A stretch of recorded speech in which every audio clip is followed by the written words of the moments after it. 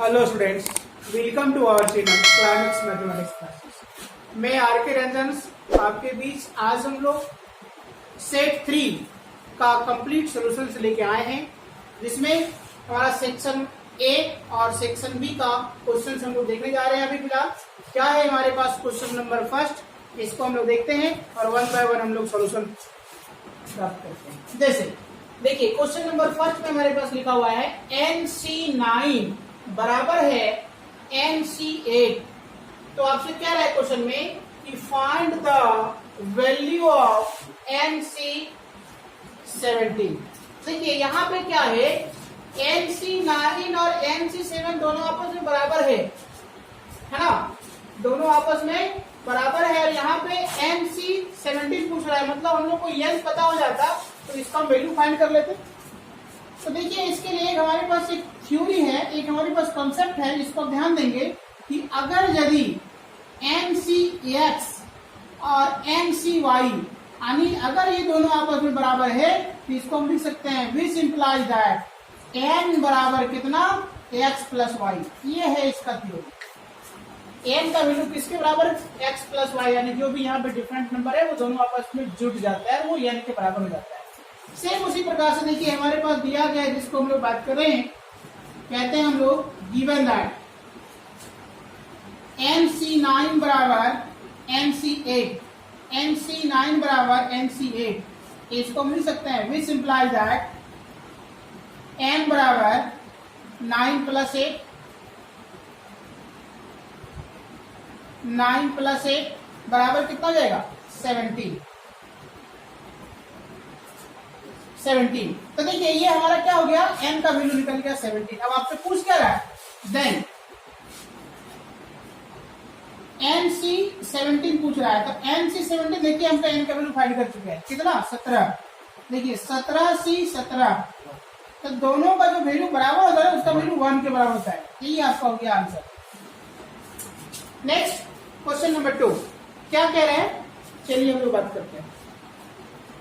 जैसे क्वेश्चन में लिखा हुआ है कि find the two terms of the sequence whose nth term is an is equal to -1 to the power n minus 1 into 5 के power n plus 1। यानी ये हमारे पास कोई भी एक सीक्वेंस होगा, उस सीक्वेंस का अंतिम टर्म दे दिया गया है और आपसे पूछ रहा है कि दो टर्म बता दो कि क्या होगा। तो देखिए हम लोग कहते हैं इसके सॉल्यूशन में सबसे पहले कि गिवन दैट an बराबर -1 के पावर n minus 1 और 5 के पावर n plus 1। अब इसमें दो टर्म पूछ रहा है। देखिए हम लोग यहाँ से क्या कर रहे हैं, कहते हैं पुट n बराबर 1 and 2, तो यहाँ से हमारा टू टर्म निकल जाएगा। देखिए a1 बराबर -1 के पावर 1 minus 1, 5 के पावर 1 plus 1। तो यहाँ से देखिए हम इसको सॉल्व करते हैं तो -1 के पावर यहाँ पे क्या जाएगा 0 और ये 5 के पावर क्या जाएगा 2। तो -1 के पावर 0 मतलब कितना +1 और 5 का स्क्वायर मतलब कितना 25। तो 25 को हम लोग 1 से गुना करेंगे कितना जाएगा 25 हो जाएगा। ये हमारा फर्स्ट टर्म आया। सेकेंड टर्म क्या हो जाएगा, n का वैल्यू 2 पुट करो। तो देखिए ये हो जाएगा 2 एंड a2 यहीं पे पुट करो तो कितना हो जाएगा -1 के पावर 2 minus 1 और 5 के पावर 2 plus 1। फिर सॉल्व करिए, -1 के पावर 1 और 5 के पावर 3, 2 और 1 3। तो देखेंगे कि -1 के पावर 1 मतलब -1 और 5 के पावर क्यूब, तो 5 को 3 टाइम्स गुना करिए, 5 गुना 5 गुना 5, तो 5 बचे 25 और 25 बचे कितना जाएगा 625। ये हो गया हमारा 5 गुना 5 गुना 5, 5 बचे 25, 25 बचे 25 से 125 होगा। सॉरी ये कितना जाएगा 125, 125 को गुना करेंगे -1 से कितना जाएगा -125। तो ये हमारे पास रिजल्ट आया जो है सेकेंड टर्म। फर्स्ट टर्म ये हमारा निकला 25 और सेकेंड टर्म यहाँ निकला 125 -125। इस प्रकार से हमारा क्या हुआ क्वेश्चन नंबर सेकेंड कंप्लीट हो गया। अब इसी प्रकार देखते हैं अगले क्वेश्चन हमारे पास है वो क्या है।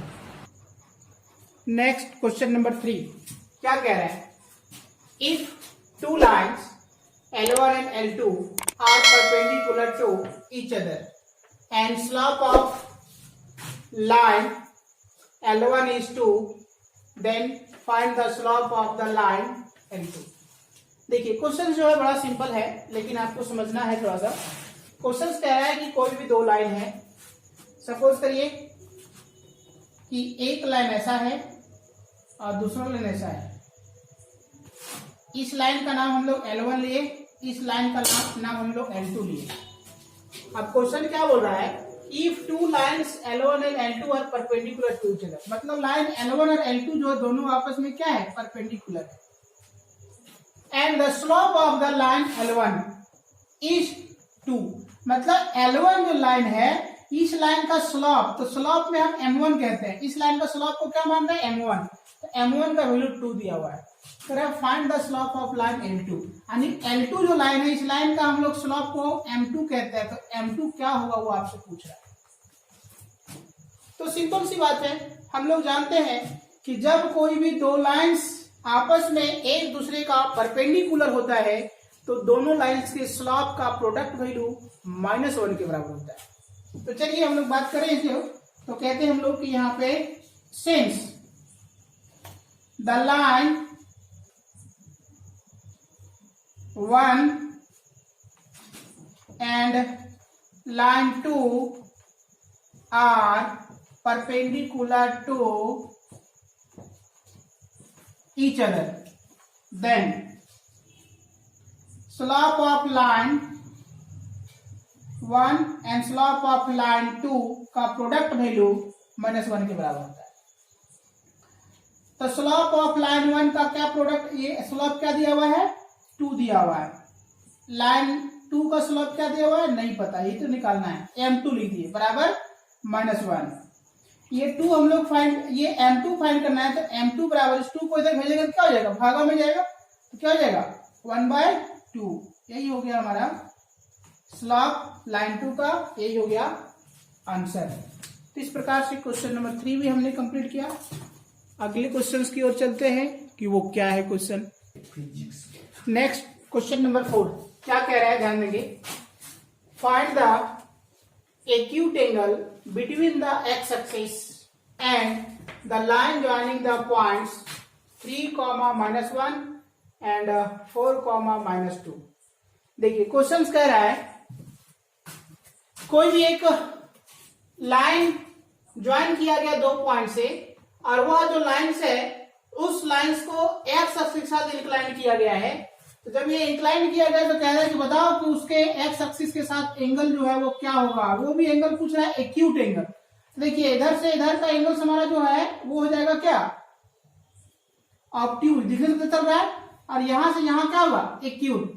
तो आपसे पूछा क्या जा रहा है, एक्यूट एंगल, मतलब ये एंगल्स के बारे में पूछ रहा है। तो ये एंगल पहले निकाल लेते हैं, क्योंकि हम लोग क्या है जानते हैं कि जब कोई भी एक लाइन जो है दो पॉइंट से मिलता है और वो एक्स एक्सिस के साथ इंक्लाइंड होता है, तो उस समय हम जानते हैं कि उसका स्लोप जो होता है, इस लाइन के एंगल्स के इंक्लाइनेशन को जिसको हम थीटा कहते हैं, वो स्लोप हम लोग निकाल सकते हैं।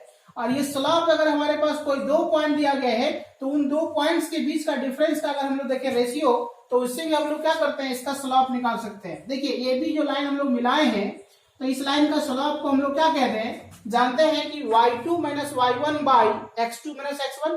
जब आपके पास कोई दो पॉइंट्स मिलकर के एक लाइन बना गया है तो उससे जो स्लोप जो निकलता है वो क्या निकलता है, एक्स एक्सिस के साथ जो पॉजिटिव डायरेक्शन में जो एंगल इंक्लाइन होता है वो निकलता है स्लोप। और आपसे पूछ क्या जा रहा है, चलिए देखते हैं, बात करते हैं इसका क्या है इसे। तो देखिए हम लोग कह रहे हैं यहाँ पे कि स्लोप ऑफ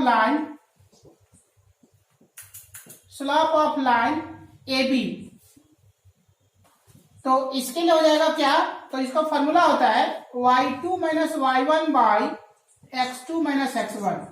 देखिए ये है x1 y1, ये है x2 y2, तो y2 - y1 तो कितना हो जाएगा, -2 - 1 बाई 4 - 3।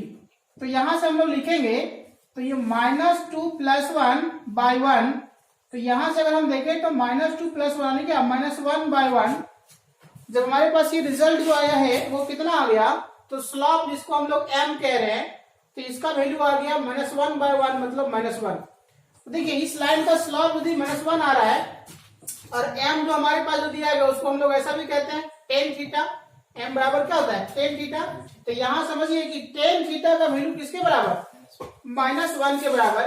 तो यहां से हमको एंगल पूछ रहा था कि tan थीटा बराबर यहाँ जो लिखा है -1, तो ये क्या -1 किसके बराबर हो सकता है। तो देखो यहां से 135 डिग्री का वैल्यू -1 होता है, तो यहां से tan कैंसिल हो जाएगा। तो अब यहां से समझिए कि थीटा का वैल्यू किसके बराबर, 135 के बराबर। तो ये जो हमारा थीटा निकला है ना, वो एक्स एक्सिस के साथ का इंक्लाइनेशन निकला है, और एक्स एक्सिस के पॉजिटिव डायरेक्शन में इंक्लाइनेशन होता है वो निकला है 135 डिग्री। और ये जो एंगल है वो क्या है, ऑब्ट्यूज है, यानी 90 डिग्री से बड़ा है। आपसे क्वेश्चन पूछ क्या रहा है, एक्यूट एंगल। तो एक्यूट एंगल का मतलब क्या, 90 डिग्री से छोटा। तो इसमें से देखिए यहाँ जो ये टोटल हमारे पास यहाँ से यहाँ जो हमारे पास लाइन होता है वो होता है क्या, 180 डिग्री यहाँ पे बनेगा ना। तो ये हमारा क्या 135 है, तो इधर कितना होगा, तो 180 माइनस 135 बराबर कितना निकलेगा, बोलिए 45। यही 45 जो है वो आपका आंसर होगा, और यही हमारा एक्यूट एंगल्स हो गया। ठीक है, 90 डिग्री छोटा है ना, तो 90 डिग्री जो एंगल छोटा होता है वही एक्यूट कहलाता है। तो ये हमारा जो आया है 45, यही हमारा आंसर हो जाएगा। और देखिए यही क्या है, एक्स एक्सिस के साथ इंक्लाइन है। चलिए नेक्स्ट, इसी प्रकार से अगले क्वेश्चन। नेक्स्ट क्वेश्चन नंबर 5 क्या कह रहा है, find the length of the latus rectum of the parabola x square बराबर -16y। चलिए देखिए इसका कैसे लेटेस्ट रेक्टम का लेंथ निकलेगा। तो सबसे पहले हमारे पास देखिए कह रहे हैं हम लोग कि given that the equation of parabola क्या हो जाएगा, एक्स स्क्वायर बराबर -16y। इसको स्टैंडर्ड फॉर्म में बनाते हैं। एक्स स्क्वायर बराबर -16 जो था उसको कहते हैं 4, और फिर कहते हैं हम लोग 4y। जिस प्रकार का दिया गया है, तो देखिए यहाँ पे एक्स स्क्वायर बराबर ये हो गया 4, और ये कह रहा है कि -4y, -4 और इंटू वाई। ध्यान देंगे ऐसा हम लोग लिख सकते हैं। तो जिस प्रकार का दिया गया इसका स्टैंडर्ड फॉर्म होता है, क्या होता है, एक्स स्क्वायर बराबर 4ay।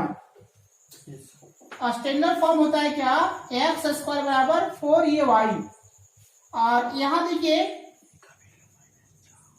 यहाँ पे ऐसा करते हैं, अगर हम इधर बाहर भी रखेंगे तो हमारा कोई दिक्कत नहीं है, और मान लिया हम ऐसा ही छोड़ देते हैं तो कोई दिक्कत नहीं है। इसका स्टैंडर्ड फॉर्म होता है एक्स स्क्वायर बराबर -4ay। इस तरह का होता है स्टैंडर्ड फॉर्म। तो देखिए इसको कंपेयर करिए, तो एक जगह पे क्या है, तो कह सकते हैं कि हियर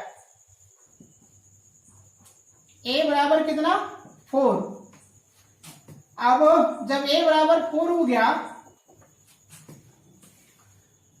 देखिए अगर हम देखें यहाँ पे कि यहाँ 4 हो गया, इसी चीज को हम यहाँ पे देखिए ये जो लिखा है ना, इस ये को जो यहाँ पे दे रहा है, तो इसके साथ हम लोग ऐसा भी, अगर यहाँ माइनस से छोड़ दिए तो यहाँ पे एक जगह पे 4 कह रहे हैं।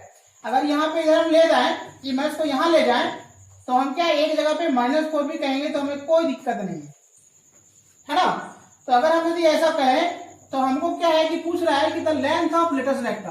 तो लिखिए, लिखते हैं हम लोग फॉर्मूला में कि the length of latus rectum, the length of latus rectum. तो ये देखिए लेटेस्ट रेक्टम क्या है कि डिस्टेंस है, तो ये नेगेटिव नहीं होगा, इसलिए हम लोग कह रहे हैं कि आप मोड में 4a।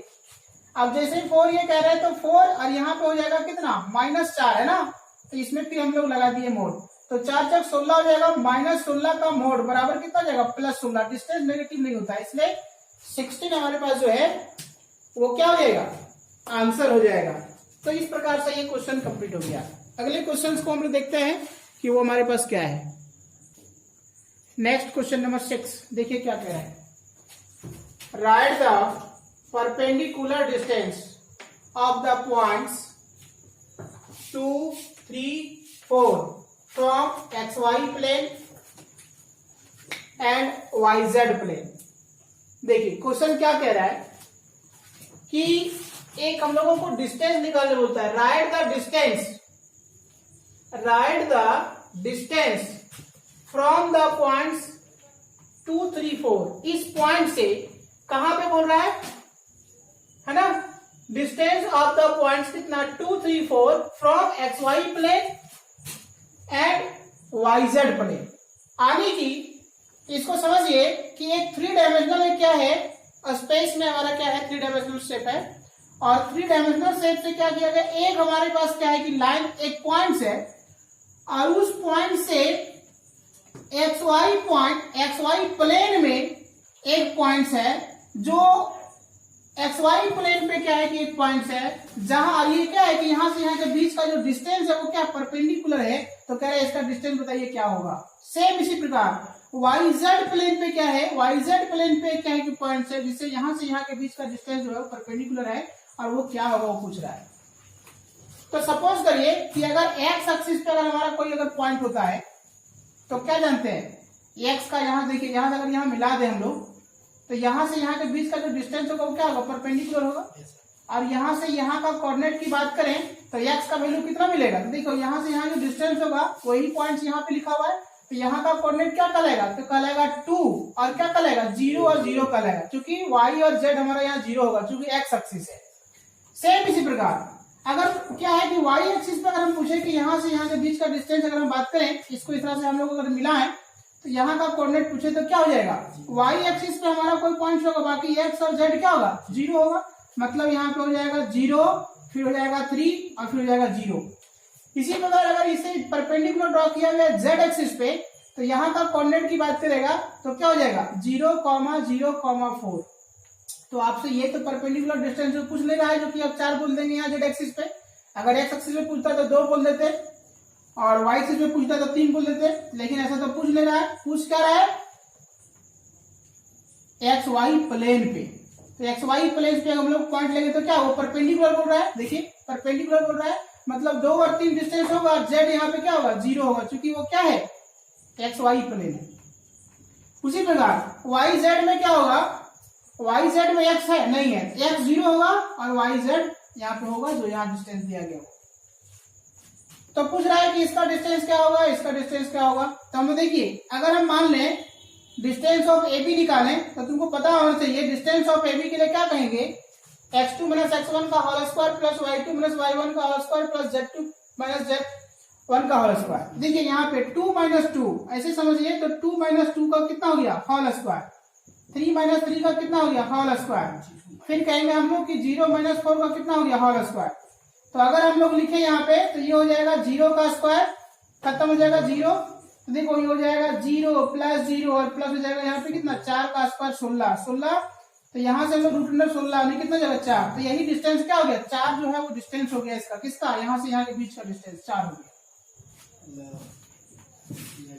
पहला। दूसरा पूछ रहा है क्या कि यहाँ से YZ प्लेन पे, तो YZ प्लेन पे क्या होगा, तो देखिए फिर हम लोग कहते हैं कि AC डिस्टेंस, तो फिर कहेंगे √, क्या हो जाएगा वहां से, तो कहेंगे हम लोग कि 0 - 2 का होल स्क्वायर, 3 - 3 का होल स्क्वायर, 4 - 4 का होल स्क्वायर।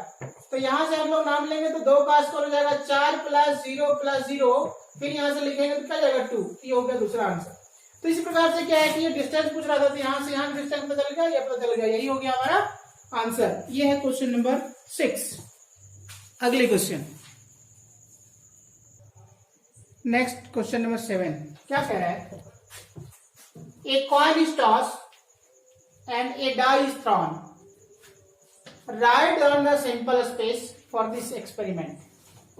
यहाँ पे देखिए क्वेश्चन जो प्रोबेबिलिटी का है वो क्या है, एक डाई लिया गया और एक कॉइन लिया गया, एक डाई को भी उछाला गया और एक कॉइन को भी उछाला गया, और दोनों को उछालने के बाद जो हमारा कंप्लीट जो क्या है कि पॉसिबल आउटकम जो आया वो आपको लिखने के लिए कह रहा है, वही है सैंपल स्पेस। तो देखिए क्या करते हैं हम लोग, एस जो है जिसको सैंपल स्पेस कह रहे हैं, तो एक हम लोग क्या किए कॉइन को उछाले, तो कॉइन में फेस कितना होता है हेड या टेल, फिर एक डाई को उछाले तो इसमें कितने फेस होते हैं 1 2 3 4 5 6, अब ये दोनों जो हमारे पास है दोनों को उछाल रहे हैं, तो दोनों को उछाल रहे हैं, तो यहाँ से हमारा पॉसिबल आउटकम्स टोटल कितने होंगे? तो या तो यहाँ पे हेड आया होगा तो यहाँ 1 आया होगा, यहाँ हेड आया होगा तो यहाँ 2 आया होगा, या हो सकता है हेड आया होगा तो 3 आया होगा, हेड आया होगा 4 आया होगा, हेड आया होगा तो 5 आया होगा, फिर कहेंगे हम लोग कि हेड आया होगा तो 6 आया होगा। फिर दूसरा तरीका क्या है, या हो सकता है कि यहाँ पे टेल आया होगा तो 1 आया होगा, या हो सकता है टेल आया होगा तो 2 आया होगा, यह हो सकता है टेल आया होगा तो 3 आया होगा, हो सकता है टेल आया होगा तो यहाँ 4 आया होगा, फिर यहाँ टेल आया होगा तो 5 आया होगा, फिर यहाँ टेल आया होगा तो 6 आया होगा। यही टोटल हमारा क्या है, पॉसिबल आउटकम्स हैं, यही है सिंपल स्पेस। इस प्रकार से क्वेश्चन नंबर 7 कंप्लीट हो गया। अगर टोटल नंबर्स ऑफ अगर एस की बात पूछा जाता, देखिए यहाँ 6 और 6 कितना हो गया 12, ये हमारा हो गया कंप्लीट आंसर। अब आते हैं अगले क्वेश्चन। नेक्स्ट क्वेश्चन नंबर 8 क्या कह रहा है, in how many of the distinct permutation of the letters in Mississippi do the 4s not comes together. देखिए क्वेश्चन जो है वो बड़ा पॉपुलर क्वेश्चन है। पॉपुलर इस मायने में है कि लगभग कोई भी कंपटीशन में चले जाइए तो इस तरह का क्वेश्चन जो है वो पूछे जाते हैं। और वो क्या है, इस पे पुनः फिर हम डिस्कस करते हैं। कह रहे हैं कि जो वर्ड है हमारा मिसिसिपी, इसको ये सभी वर्ड्स को आप क्या कह रहे हैं कि आप अरेंज करने के लिए कह रहा है, जिसमें से ऐसा अरेंज करने के लिए बोल रहा है, ऐसा डिस्टिंक्ट परम्यूटेशन निकालने के लिए बोला जा रहा है जिसमें ये जो एस जो 4s जो है वो 4s नॉट कम टुगेदर, मतलब कि एस जितने भी सभी एस हैं तो 4 एस है, वो चारों एस कभी भी क्या है कि एक साथ नहीं हो सकता है अरेंज। ये आपसे पूछा जा रहा है कि बताइए क्या होगा। तो सबसे पहले हम लोग सोल्यूशन की ओर चलेंगे, तो कहते हैं गिवन दैट द वर्ड क्या है, word Mississippi, MISSIPI।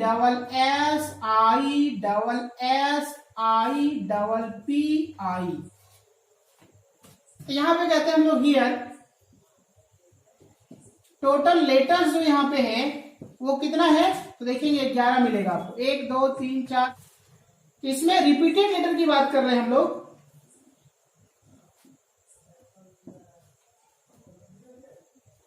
Repeated letters की अगर हम बात करें तो इस लेटर्स में देखिए क्या हो गया, एस।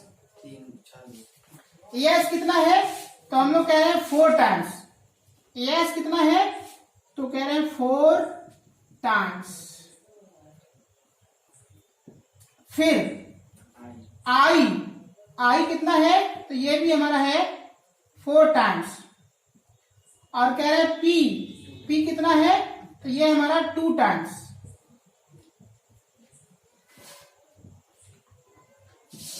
तो आप ध्यान देंगे कि अगर यदि आपके पास कोई भी हमारे पास वर्ड दे दिया जाए और उस वर्ड में कोई कंडीशन नहीं दिया जाए, कोई रिस्ट्रिक्शन नहीं दिया जाए, और तब यदि कह दिया जाए कि उसको बताइए कि उसका परम्यूटेशन क्या होगा, तो देखिए हम लोग उसी को लिख रहे हैं क्या, कि total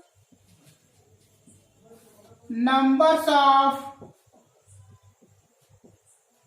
arrangement in no restriction, कोई रिस्ट्रिक्शन नहीं है। तो उसके लिए कंडीशन क्या है कि जितने भी आपके पास लेटर्स दिए गए हैं सभी लेटर्स को काउंट कर लीजिए। जितना भी लेटर्स आएगा तो कितना है 11, तो लिखिए उसको 11 का फैक्टोरियल अपॉन, देखिए कितने ऐसे लेटर्स है जो रिपीट कर रहा है। देखिए 4 यस 4 टाइम्स है, तो जितना रिपीट कर रहा है उतना ही फैक्टोरियल से भागा दे दीजिए।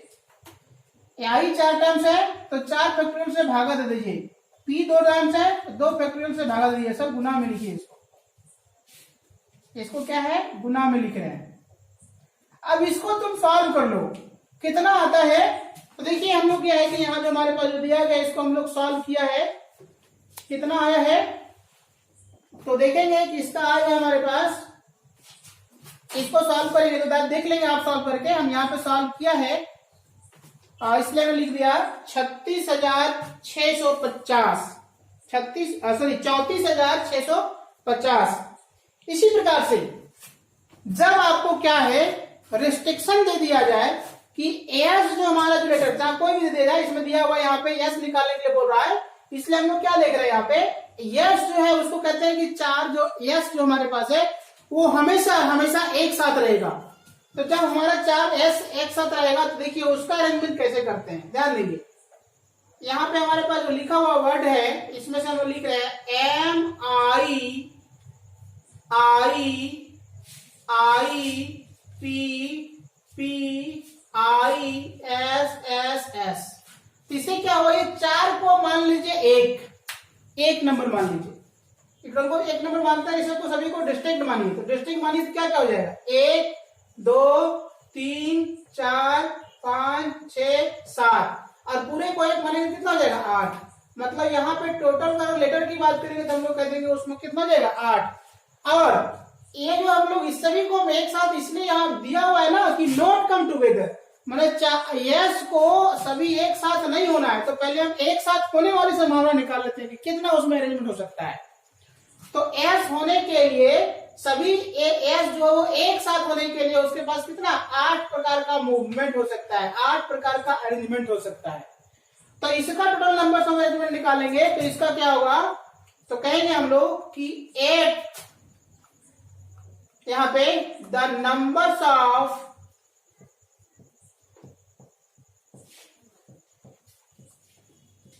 arrangements of S always occur together, always occurs together बराबर। तो यहां से 7 और इसको 1 मान लेंगे तो जाएगा 1 मानेंगे तो 8 का फैक्टोरियल। और ये 4 जो है इसके बारे में नहीं बोला कि ये पहले लिखना है पहले लिखना है, तो 4 क्या है आपस में मूवमेंट हो सकता है, 4 आपस में अरेंज हो सकता है। तो उसके लिए हम लोग लिखेंगे गुना में कितना 4 का फैक्टोरियल।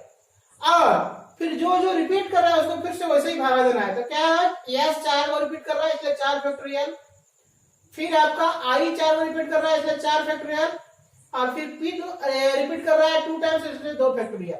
अब इसको आप सॉल्व करिए, इसको सॉल्व करेंगे तो आपके पास जो रिजल्ट आएगा यहां से कितना आएगा 840 आएगा। आप देख लेंगे ऐसा तो हमने किया है सोल्यूशन, तो 840 आया है।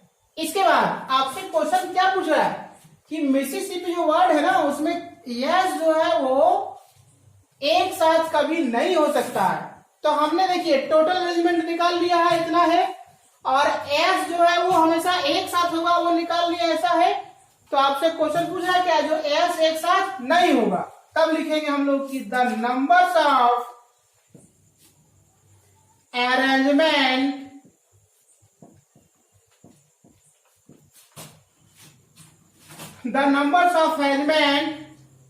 क्या for S not come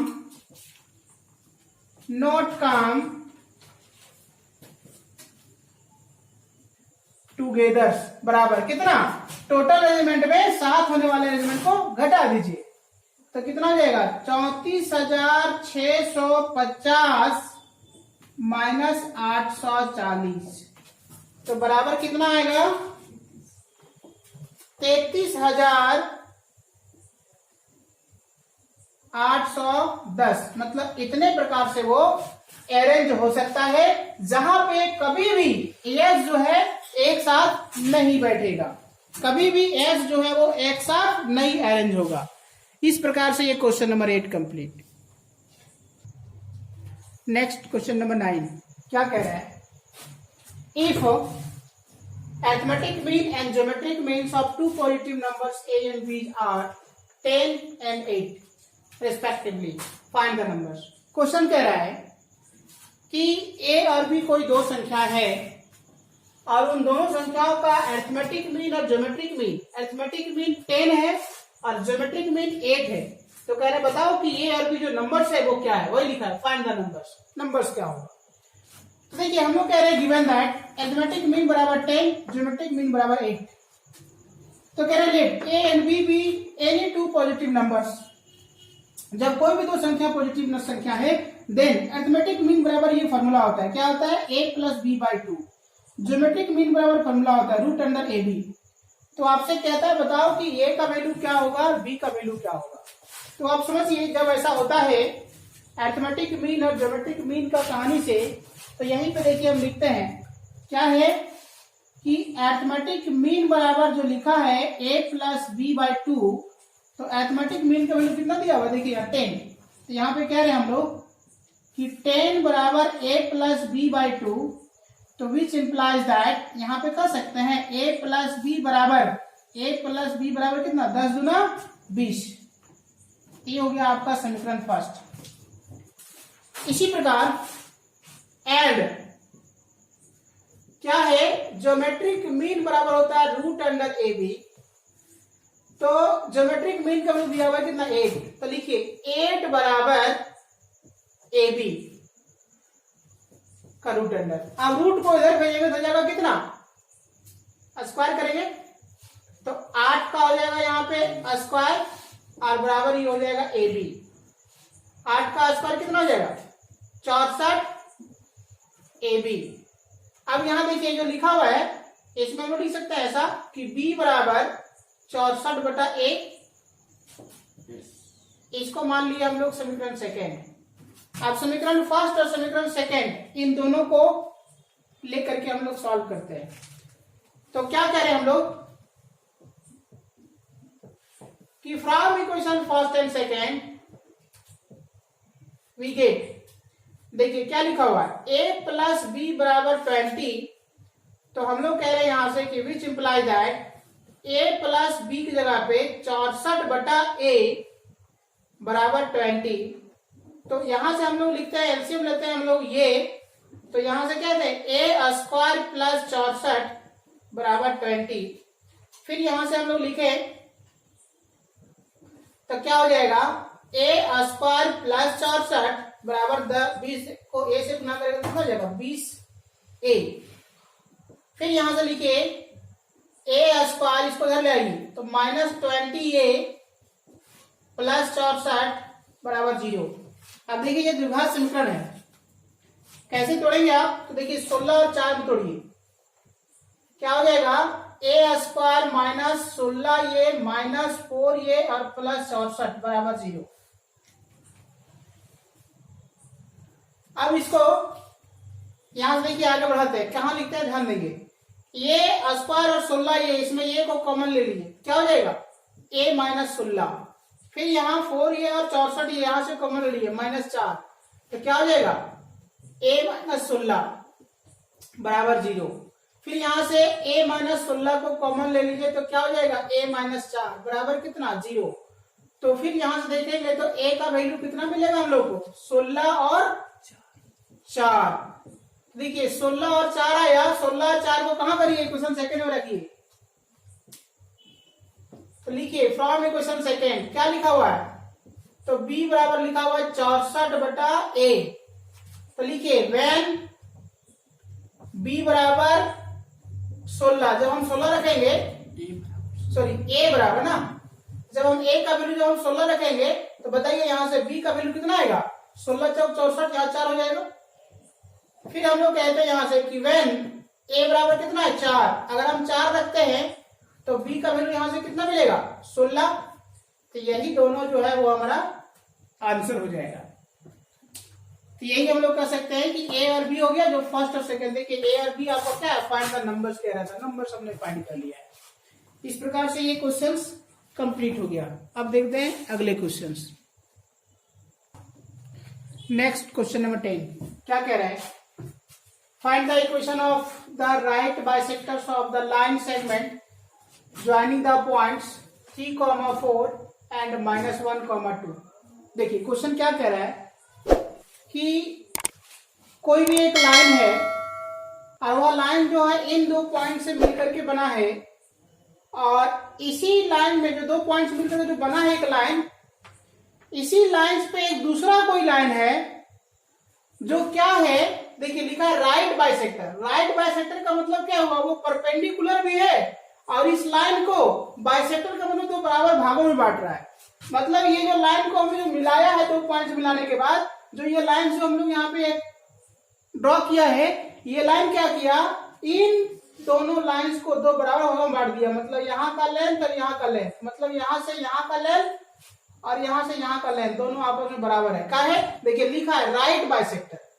right का मतलब ये दूसरे का परपेंडिकुलर, और बाइसेक्टर का मतलब क्या हुआ कि दोनों को बराबर लेंथ पे, वो डिस्टेंस पे क्या कर रहा है, वो बांट रहा है। और जब बांट रहा है तो आपसे क्वेश्चन में क्या लिखा है, क्या, find the equation of the right bisector. मतलब ये लाइन जो हम लोग जिसको ड्रॉ किए हैं, जो राइट बाइसेक्टर है, इसी लाइन का इक्वेशन आपसे पूछ रहा है। तो आप थोड़ा सा दिमाग लगाइए। अगर यदि क्या है, इस लाइन का इक्वेशन पूछ रहा है, तो यहाँ का पॉइंट हमको पता है, नहीं पता है, लेकिन ये क्वेश्चन बता दिया गया कि ये जो लाइन है, इस लाइन का क्या है, ये राइट बाइसेक्टर है। इसका मतलब यहाँ से यहाँ का जो लंबाई और यहाँ से यहाँ लंबाई जो बराबर है, इसका मतलब यहाँ का जो पॉइंट होगा वो क्या होगा, इन दोनों पॉइंट्स के बीच का पॉइंट होगा, मध्य बिंदु होगा। तो मध्य बिंदु निकालने के लिए हम लोग फॉर्मूला क्या जानते हैं, x1 plus x2/2 plus y1 plus y2/2। तो उससे क्या होगा, हमारा मध्य बिंदु निकल जाएगा, मतलब यहाँ का पॉइंट निकल जाएगा। जैसे वो यहाँ का पॉइंट निकल जाएगा, इसके बाद ये बता दिया राइट बाइसेक्टर है, मतलब ये लाइन और ये लाइन दोनों आपस में परपेंडिकुलर है। देखिए जब हमको ये पॉइंट पता है, तो इन दोनों के बीच हम घटाएंगे तो क्या होगा, इस लाइन का स्लोप निकल जाएगा, और इस लाइन का हमको स्लोप पता नहीं है। तो हम जानते हैं कि जब दोनों आपस में परपेंडिकुलर है, तो इस लाइन का स्लोप हम ज्ञात कर लेंगे। कैसे, दोनों लाइंस के स्लोप का प्रोडक्ट वैल्यू -1 के बराबर होगा, तो वहां के हेल्प से हम इसका स्लोप निकाल लेंगे। अब क्या है कि इस इक्वेशन ज्ञात करना है इस लाइन का। तो देखिए इस लाइन का जब हम लोग को ये मध्य बिंदु जो निकला है, वो क्या हुआ, इस लाइन का पासिंग पॉइंट है, और परपेंडिकुलर के हेल्प से इसका हम क्या करेंगे, स्लोप निकाल लेंगे। तो आप जानते हैं कि कोई भी लाइंस का हम लोग को क्या पासिंग पॉइंट्स पता है, और यदि उस लाइन का स्लोप पता है, तो उसका इक्वेशन निकालने के लिए, इक्वेशन लिखने के लिए बहुत ज्यादा टेंशन नहीं है, क्योंकि इसके लिए फॉर्मूला होता है इक्वेशन में क्या, y माइनस y1 बराबर m into x minus x1। तो इसी के फॉर्मूला में हम लोग क्या करेंगे, उसको पुट कर देंगे, पासिंग पॉइंट पुट कर देंगे और स्लोप लिख देंगे। क्वेश्चन समझ में आ गया होगा क्या है। तो चलिए अब हम लोग बनाते हैं। तो हम लोग क्या है कि मानते हैं कि लेट C में कि x y be the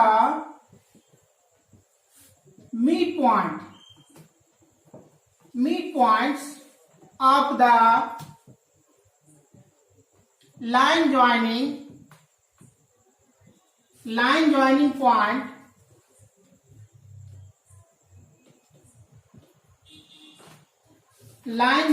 point कितना कितना है, तो A में है हमारा 3 4 एंड B में हमारा है -1 और 2। देन तब CXY जो होगा क्या हो जाएगा, 3 - 1/2 x1 प्लस x2/2, और y में क्या है 4, तो लिखिए 4 प्लस 2/2। यहां से C हो जाएगा, 3 में से 1 जाएगा 2, 2/2 यानी 1, और 4 और 2 6, 6/2 कितना जाएगा 3। तो ये 1 3, मतलब यहाँ का पॉइंट निकल गया 1 3। अब हम लोग कहते हैं सिंस, क्या कह रहे हैं, सिंस लाइन AB एंड, इस लाइन को AB माने, इस लाइन को हम लोग CD कह रहे हैं। तो since AB and CD are perpendicular to each other, then क्या हो जाएगा, m1 गुना m2 बराबर -1। m1 क्या है, इस लाइन का स्लोप निकालिए। तो इस लाइन का स्लोप के लिए y2 - y1, देखिए ये 2 माइनस कितना हो जाएगा, 2 - 4, x2 - x1 कितना हो जाएगा, -1 -3, और ये m2 हमको पता नहीं है, बराबर कितना, -1। यानी इस लाइन के स्लोप को हम लोग क्या है, इस लाइन के स्लोप को हम लोग m1 कह रहे हैं, और इस लाइन के स्लोप को हम लोग m2 कह रहे हैं। तो देखो यहाँ पे कितना हो जाएगा, -2 बटा -4, और फिर ये हो जाएगा m2 बराबर -1। तो माइनस माइनस खत्म हो जाएगा, और 2 दूना 4 हो जाएगा। इसका मतलब है 1/2 m2 बराबर -1, विच इंप्लाई दैट m2 बराबर -2। तो ये हमारा दूसरा लाइन का क्या हुआ, स्लोप निकल गया। पासिंग पॉइंट्स तो दिया हुआ है यहाँ पे। तो अब कहते हैं कि the equation of line CD which passes through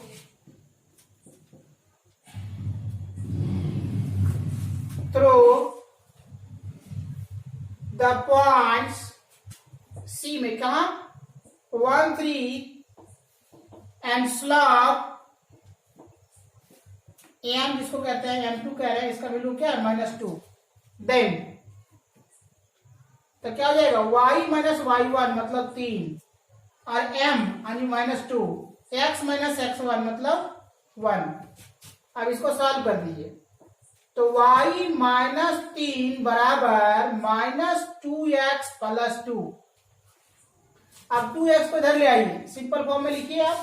तो क्या हो जाएगा 2x प्लस y, अब 3 को भी इधर ले, 2 को भी इधर ले, कितना हो जाएगा -5 बराबर 0। यही हो जाएगा this is the required equation of the line CD। इस प्रकार से ये हमारा क्वेश्चन नंबर 10 जो है वह कंप्लीट हो गया। अब आइए अगले क्वेश्चंस की ओर। Next question number 11। देखिए जो क्वेश्चन हमारा जो 11th है वो सेम उसी टाइप का है जैसे हम जो पिछला क्वेश्चन बनाया था 10 नंबर। देखिए क्या करें यहाँ पे, कह रहे कि find the equation of line perpendicular to the line x minus 2y plus 3 बराबर 0 and passing through the points 1 minus 2। यानी क्वेश्चन कह रहा है कि कोई भी एक ऐसा लाइन है जो लाइन देखिए ये जो लाइन है, ये लाइन क्या है दूसरे लाइन पे क्या है कि वो परपेंडिकुलर है, वो दूसरा लाइन जो है वो क्या इस पॉइंट से पास कर रहा है। तो कह रहा है जो उस पॉइंट से पास कर रहा है उसका इक्वेशन क्या होगा। जैसे देखिए हम लोग क्या कर रहे हैं, एक लाइन ड्रॉ किए, इस लाइन का इक्वेशन हमारा दिया हुआ है। अब इसी लाइन पे दूसरा लाइन हम लोग ड्रॉ किए हैं जो लाइन क्या है कि देखिए जो पास कर रहा है देखो इस पॉइंट से पास कर रहा है 1 माइनस 2, देखो यहाँ लिखा हुआ है 1 माइनस 2 इस पॉइंट से पास कर रहा है। ये लाइन जो है इस लाइन पे क्या है परपेंडिकुलर है। क्वेश्चन क्या है देखिए परपेंडिकुलर टू दिस। तो अब कह रहा है कि बताओ कि इस लाइन जो हमारे है इसका इक्वेशन क्या होगा। तो देखिए कोई भी ऐसे लाइन दिया गया उस लाइन का इक्वेशन ज्ञात करने के लिए हमारे पास क्या चाहिए, तो उस लाइन का पासिंग पॉइंट्स और स्लोप, ये कम से कम 2 चीज चाहिए। अगर ये ऐसा है तो इक्वेशन हम निकाल सकते हैं। तो पासिंग पॉइंट्स तो हमारा दिया हुआ है लेकिन स्लोप नहीं दिया हुआ है। तो स्लोप के बारे में देखिए एक कंडीशन दे दिया गया कि ये लाइन दूसरे लाइन पे क्या है परपेंडिकुलर है। तो उस परपेंडिकुलर के हेल्प से हम स्लोप निकाल लेंगे। लेकिन देखिए इस लाइन का स्लोप निकालने के लिए पहले हमको क्या करेंगे, इस लाइन का स्लोप निकालना होगा। तो इस लाइन का स्लोप देखिए हम लोग क्या है, यहाँ जो इक्वेशन लिखा हुआ है इस इक्वेशन से हम स्लोप निकाल सकते हैं। कैसे निकाल सकते हैं, चलिए देखिए यहाँ लिखे हुए गिवन दैट में क्या है द इक्वेशन ऑफ लाइन। देखिए लाइन लिखा हुआ है, ये लाइन को हमने लिखा है इक्वेशन। अब क्या कर रहे हैं देखिए ये y को इधर रखे, x को उधर भेज दिए और 3 को उधर भेज दिए। तो क्या हो गया -x -3। अब -2 को भी हम भागकर भेज दिए तो y बराबर कितना हो गया -x -3 बाय क्या जाएगा -2। अब माइनस कॉमन लेंगे, देखो दोनों का माइनस खत्म हो जाएगा तो यहाँ बचेगा 1/2 गुना x और यहाँ जाएगा 3/2, देखो वही लिखे गए। अब ये जो हमारे पास जो दिया गया इसको आप कंपेयर करिए किससे, y बराबर mx प्लस c से। देखो यहाँ लिखा है कंपेयरिंग y बराबर mx प्लस c। जब y बराबर mx प्लस c से कंपेयर करते हैं तो ये m की जगह पे क्या लिखा हुआ 1/2, ये है ना 1/2। तो ये 1/2 कितना हो गया, तो इस लाइन का स्लोप हो गया किसका, पहला लाइन का। तो इसीलिए लिखे हम m1 बराबर 1/2। जब पहला लाइन का स्लोप हमारा m2 1/2 हो गया तो दूसरी लाइन का स्लोप ज्ञात कर सकते हैं। कैसे, देखिए लिखे since line 1 and line 2 are perpendicular to each other then क्या हो जाएगा, दोनों लाइन का स्लोप का प्रोडक्ट वैल्यू -1 के बराबर। तो m1 कितना 1/2, m2 हमको नहीं पता वही तो निकालना है और फिर हो गया -1। तो m2 बराबर इधर गुणा कर दें कितना हो गया -2। चलिए अब यहाँ पे जो हमारा क्या हो गया लाइन 2 का स्लोप निकल गया, पासिंग पॉइंट्स हम लोगों को पता है। तो क्या लिखे कि ये line passing through the points, देखिए यहाँ पे 1 -2 एंड कुछ स्लोप कितना -2। तो यहाँ पे हम लोग लिखे तब इसका इक्वेशन क्या हुआ, इक्वेशन ऑफ लाइन 2। ये लाइन 2 के लिए क्या होता है y माइनस y1, देखिए y1 क्या लिखा -2 है ना, बराबर m कितना -2, x माइनस x1, x1 कितना 1। अब ये देखो y माइनस माइनस कितना हो गया +2 और बराबर ये गुना करेंगे तो -2x क्या हो जाएगा +2। तो ये देखिए ये 2x को हम उधर ले आए तो ये 2x ये y हो गया, देखो 2 और 2 क्या हो गया बराबर है, कैंसिल हो गया। तो ये जो हमारे पास आया है यही हो गया क्वेश्चन नंबर 11 का कंप्लीट सॉल्यूशन। अब इसी प्रकार नेक्स्ट क्वेश्चंस को हम लोग देखते हैं कि वो क्वेश्चंस क्या है। नेक्स्ट क्वेश्चन नंबर 12 क्या कह रहा है, find the foci, eccentricity and the length of the latest rectum of the ellipse for x square plus 9y square बराबर 6। ये एलिप्स जो है इस एलिप्स की इसेंट्रिसिटी और लेंथ ऑफ लेटेस्ट रेक्टम ये सभी देखिए फॉर्मूला बेस्ड है, तो कैसे बनेगा इस पे आप ध्यान देंगे। क्या है तो हम लोग यहाँ पे सोल्यूशन करने जा रहे हैं। देखिए कह रहे given that the equation of ellipse क्या लिखा हुआ है, 4x square plus 9y square बराबर 36। ये जो लिखा है एलिप्स का स्टैंडर्ड फॉर्म नहीं है। एलिप्स का स्टैंडर्ड फॉर्म क्या होता है, तो इसके लिए होता है हमारा X square by A square plus Y square by B square बराबर 1। तो इस स्टैंडर्ड फॉर्म जो हमारे पास होता है उसमें देखिए यहाँ पे 1 होता है, यहाँ है कितना 36। तो इसको स्टैंडर्ड फॉर्म में लाने के लिए 36 से LHS और RHS दोनों तरफ हम लोग भागा देते हैं। देखिए 36/36, जब हम 36 यहाँ कैंसिल हो गया तो यहाँ 1 बचा, यहाँ क्या हो गया देखिए 4x स्क्वायर बाय 36 और 9y स्क्वायर बाय 36, अरे अलग अलग हमने कर लिया। अब जैसे हमने अलग अलग किया देखो यहाँ से क्या हो जाएगा, 4 से काटेंगे तो 4 9 36 और 9 चौक 36। देखिए x स्क्वायर बाय 9 और y स्क्वायर बाय 4 यही लिखा हुआ है बराबर 1।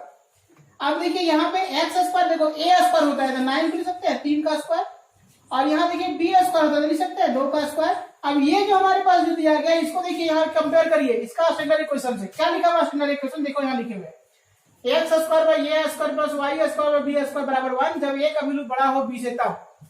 तो यहाँ देखिए इसको कंपेयर करेंगे इसके साथ, तो एक जगह पे कितना है, एक जगह पे देखिए 3 है, बी की जगह पे कितना है 2 है, तो इसीलिए हम लिखे देयरफॉर ए का वैल्यू 3 और बी का वैल्यू 2। अब ए का वैल्यू पता चल गया, बी का वैल्यू पता चल गया, तो आपसे निकालने क्या बोलता है foci, eccentricity, length of rectum. तो इसेंट्रिसिटी सबसे पहले देखिए निकालते हैं, चूंकि हम लोगों को देखिए अगर हम इसका फोटो बनाए, देखिए इसका फोटो क्या बनता है, कैसे बनता है, ध्यान देंगे। सपोज करिए कि ऐसा हम लोग ड्रॉ किए हुए हैं, तो यहां जो हमारे पास जो दिया गया है, यहां दिया हुआ है 30, यहां का कोऑर्डिनेट हो जाएगा -30, यहां का कोऑर्डिनेट हो जाएगा 02 और यहां का कोऑर्डिनेट हो जाएगा 0 -2। यहां देखिए यहाँ का पॉइंट फोकाई कहलाएगा। तो यहां से यहाँ के बीच का डिस्टेंस हमको क्या है 3 है, यहाँ से यहाँ के बीच का डिस्टेंस 3 है, यहाँ से 2 है, यहाँ से 2 है, तो यहाँ का कोऑर्डिनेट जो होगा, यहाँ का कोऑर्डिनेट होगा वही हमारा यस का लाएगा, जिसको हम लोग कहते हैं AE, 0 और यहाँ पे यस डैश में कहेंगे -AE, 0। तो हमको देखो फोकाई भी निकालने के लिए क्या है ई चाहिए, ई क्या है यहाँ पे इसेंट्रिसिटी, ई क्या है यहाँ पे इसेंट्रिसिटी। तो ये जो हमारे पास ई जो चाहिए, तो ई तो हम लोगों का इसेंट्रिसिटी, तो पहले क्या है फोकाई भी निकालने से पहले हम इसेंट्रिसिटी ज्ञात करते हैं। तो इसेंट्रिसिटी को ई से डिनोट करते हैं। ई फाइंड करने के लिए हमारा फॉर्मूला होता है √1 - b square by a square. तो देखिए b भी पता है और ये भी पता है, तो देखो यहाँ लिखे √1 में 1 - b का मतलब 2 का स्क्वायर, a का मतलब b का मतलब 2 और a का मतलब 3, तो देखो लिखे वही 2 का स्क्वायर बाय 3 का स्क्वायर। तो क्या हो गया 1 - 2 का स्क्वायर 4, 3 का स्क्वायर 9। अब यहाँ कुछ नहीं तो 1 और 9 का एलसीएम 9 हो गया, तो यहाँ पे 9 - 4 और 9 - 4 कितना 5 बटा कितना 9 और इसका रूट, तो √5 और ये 3 हो जाएगा √9 का, है ना। तो ये √5/3 यही हो गया हमारा इसेंट्रिसिटी। अब फोकाई आपसे पूछ रहा है कि फोकाई क्या हुआ, इसेंट्रिसिटी निकाल लिए। अब फोकाई पूछ रहा है, देखिए फोकाई निकालने के लिए फॉर्मूला होता है प्लस माइनस क्या AE, 0। तो AE, अब देखो हमारे पास ये नहीं पता, ये पता है कितना 3, लिख दिया 3, और ई देखो अभी निकालेंगे ई का वैल्यू कितना √5/3, लिख दिया √5/3 और ये 0, 3 खत्म हो गया, कैंसिल हो जाएगा, गुना में है ये हो गया हमारा कैंसिल, क्या बच गया √5, 0। तो ये हमारा फोकाई हो गया आंसर। अब कह रहा है लेंथ ऑफ लेटेस्ट रेक्टम, तो लेंथ ऑफ लेटेस्ट रेक्टम के लिए फॉर्मूला होता है कितना 2 गुना b square by a, 2 Guna b square by a। तो देखिए 2 का 2 लिख दिया, b स्क्वायर का वैल्यू देखो यहाँ पे पता है कितना 2 पता है b, तो 2 का स्क्वायर कितना 4 हो गया और ये 3 हो जाएगा, ये का वैल्यू 3। देखिए 4 गुना 8, 8 बटा 3, तो ये हमारे पास हो गया जो हो गया लेंथ ऑफ लेटरल रेक्टम। इस प्रकार से ये हो गया कंप्लीट।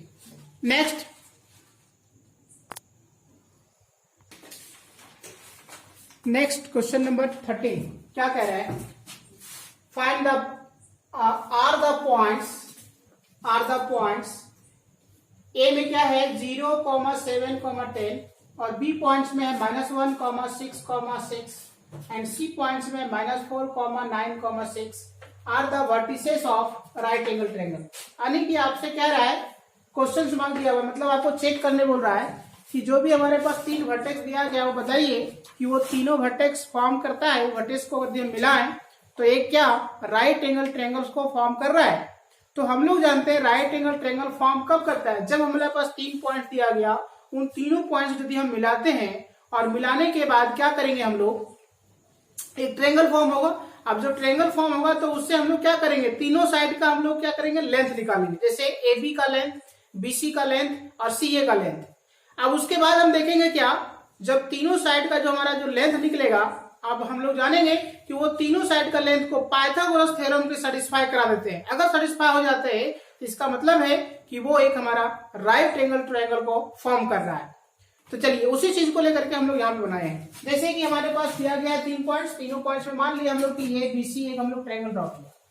अब जो ट्रायंगल ड्रॉ किया है तो यहाँ हमारे पास देखिए यहाँ का पॉइंट दिया हुआ है 0, 7, 10, बी का पॉइंट दिया हुआ है -1, 6, 6, सी का पॉइंट दिया हुआ है -4, 9, 6। अब इसी प्रकार से क्या है कि हम लोग ए बी का लेंथ निकालें, देखो वही लिखे ए बी का लेंथ में क्या x2 - x1 का whole square plus y2 - y1 का whole square plus z2 - z1 का होल स्क्वायर।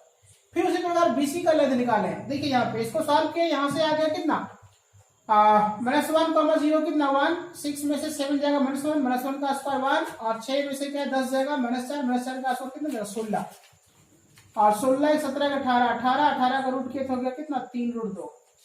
फिर निकालेंगे बीसी का लेंथ निकाले, देखिए x2 हमारे पास जो दिया गया था x1, y1, z1, इसी प्रकार अब इसको मानते हैं x1, y1, z1, इसको x2, y2, z2।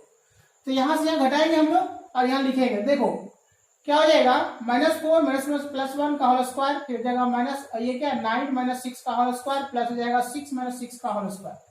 फिर यहाँ लिखे -4 + 1 यानी कितना 3, 3 का स्क्वायर 9, 9 में से 6 जाएगा कितना हो जाएगा 3, 3 का स्क्वायर कितना 9, 6 में 6 जाएगा कितना 0, 0 का स्क्वायर कितना 0, तो 9 और 9 18 प्लस 0 18, 18 को हम लोग लिखते √18 को लिख सकते हैं हम लोग 3√2, ये हो गया हमारा बीसी।